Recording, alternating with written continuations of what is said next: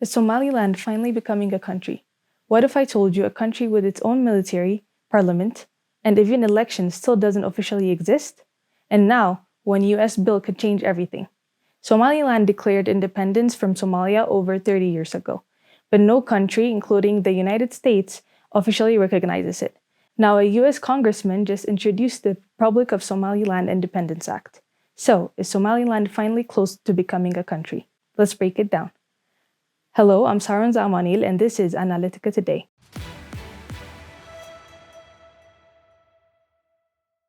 In 1991, as Somalia fell into civil war, one region declared independence, Somaliland.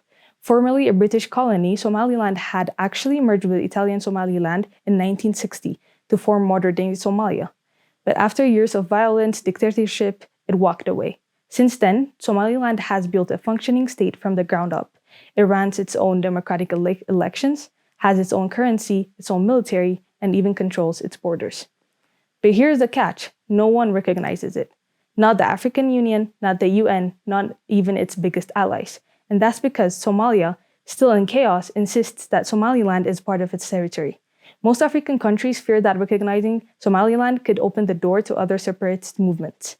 So despite 3 decades of peace and relative stability, Somaliland is still in limbo. But here's what's new. US Congressman Scott Perry just introduced a bill, the Republic of Somaliland Independence Act, that could officially recognize Somaliland as a sovereign nation.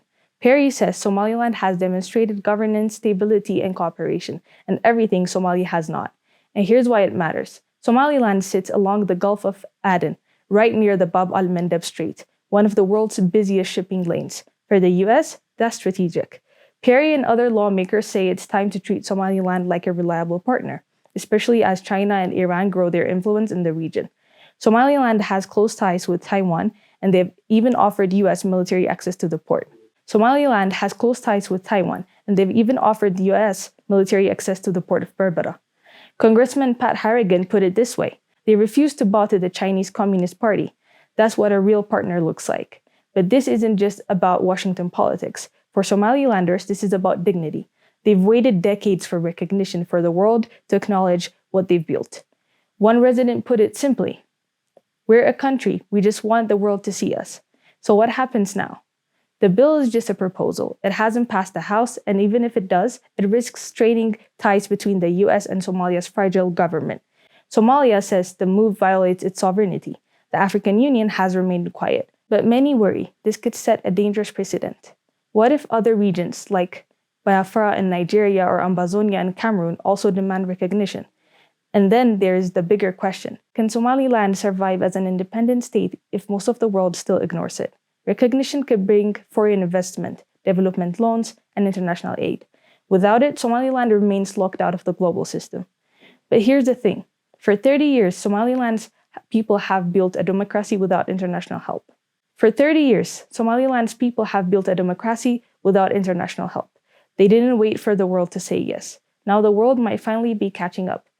Whether this bill becomes law or not, Somaliland is pushing the world to answer a hard question.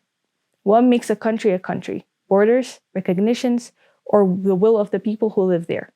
Either way, Somaliland's fight for recognition is no longer just its own. It's a test of how the world defines sovereignty and who gets to belong.